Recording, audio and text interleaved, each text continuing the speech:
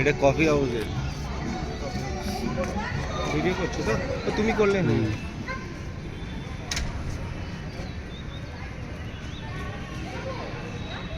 Alipur jail মিউজিয়ামে আমরা রয়েছি।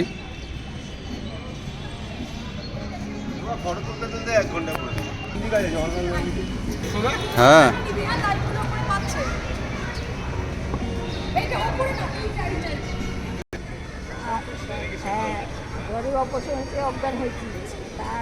গ্যালোস, watch tower, sell.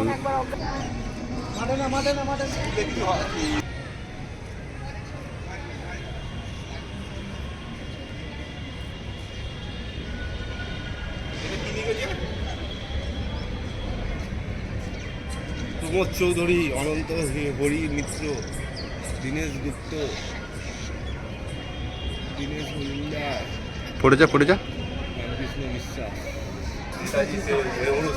গ্যালোস, Nehru cell, Netaji cell, Chittaranjan Das cell, Bidhan Chandra Roy cell, Jatindra Mohan Sengupta cell. এগুলো আমরা দিকে গেলে দেখবো।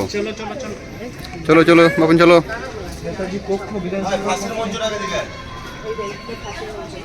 নেতাজি কক্ষ, এইখানে নেতাজি ছিলেন, বিধানচন্দ্র রায়। দেখবো ওগুলো পরে। আমরা ফাঁসির মঞ্চের দিকে যাচ্ছি।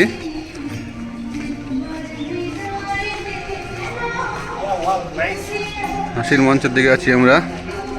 দেখতে পাচ্ছি আমরা বেশ কয়েকটা গ্যালোস বা ফাঁসির মঞ্চ যাকে বলি আমরা।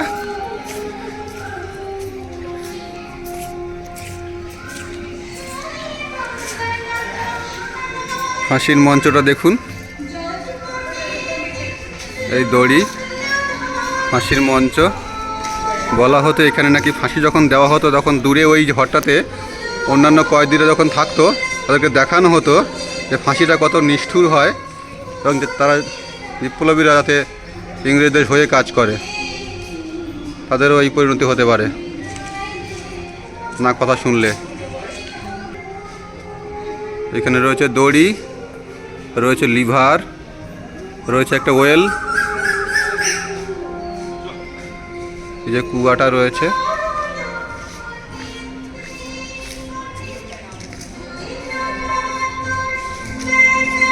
দড়িটা দেখুন,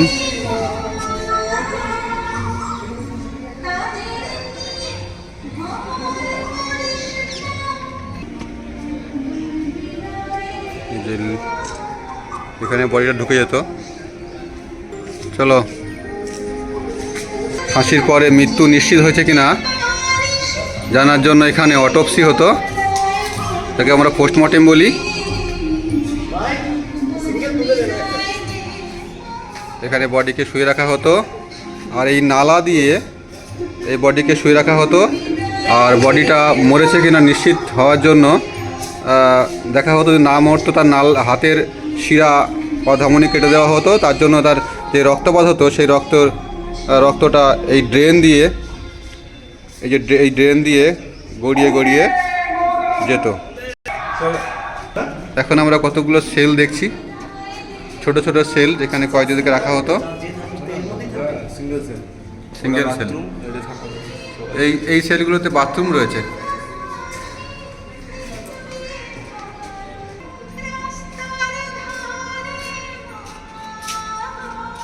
এটা দেখুন, ছিটকানিটা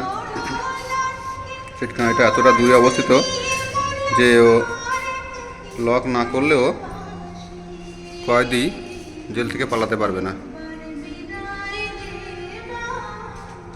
সেল, আর একটা সেল, এই সেলগুলোতে বাথরুম রয়েছে। আবার সেলের মধ্যে ঢুকে যাচ্ছি। বাপন জিকু ওরা বসে রয়েছে সেলের মধ্যে, ওরা এখন কয়েদি হয়ে গেছে।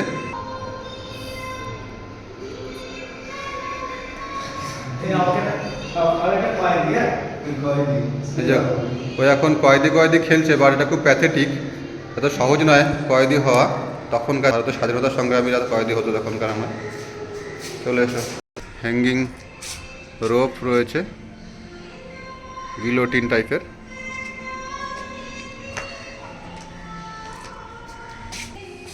ইংরেজ দেখুন, হাতে চাবুক। সেলের গেটের লকটা আপনি দেখলেন, কোনো লক করার দরকার নেই, সিটকানিটা এত দূরে রয়েছে যে লক করতে হবে না। এখন আমরা ঢুকছি Netaji sell, Bidhanchandra Roy sell, Chittaranjan sell. এদিকে রয়েছে ওগুলোই রয়েছে বাংলা লেখা। ঢুকছি আমরা।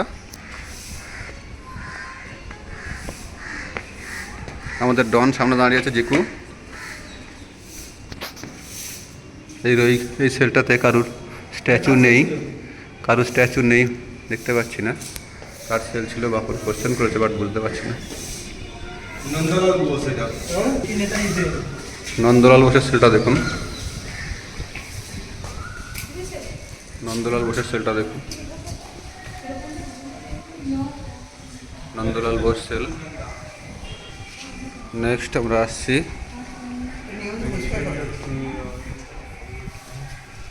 কার সেল, এটা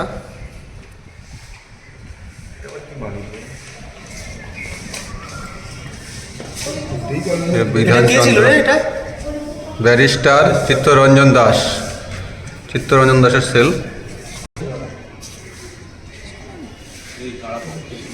চিত্তরঞ্জন দাস সেল।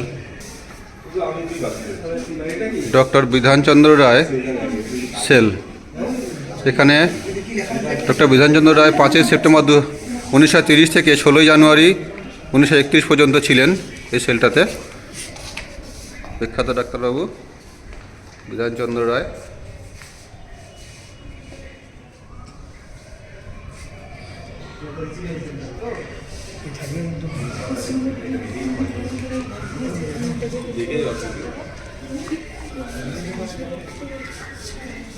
নেক্সট আরও একটা সেল।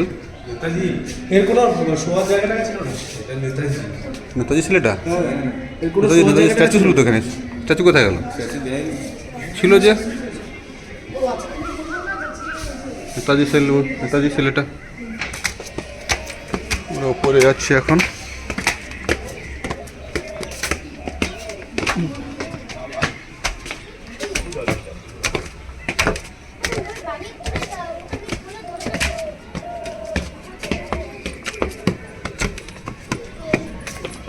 এসছি আরও কয়েকটা সেলের সামনে।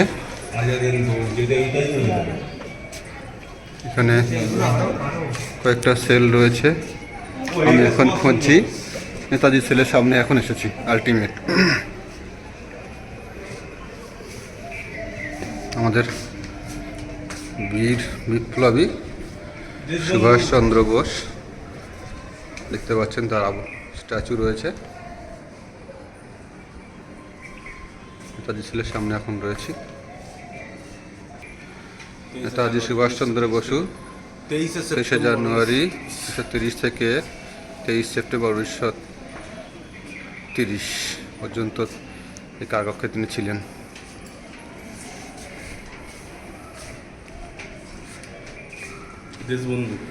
দেশবন্ধু চিত্তরঞ্জন দাস এর সেল।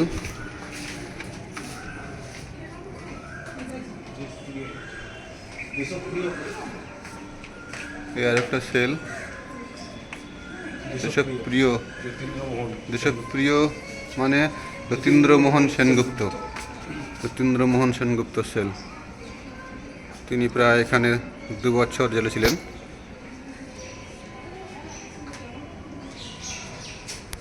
কিউআর কোডগুলো আছে, আপনারা কিউআর কোডগুলো স্ক্যান করলে অডিও গাইড পেয়ে যাবে,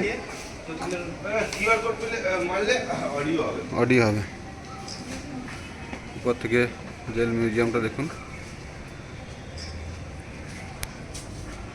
আমাদের হাতে টাইম কম, এই জন্য খুব তাড়াতাড়ি দেখতে হচ্ছে।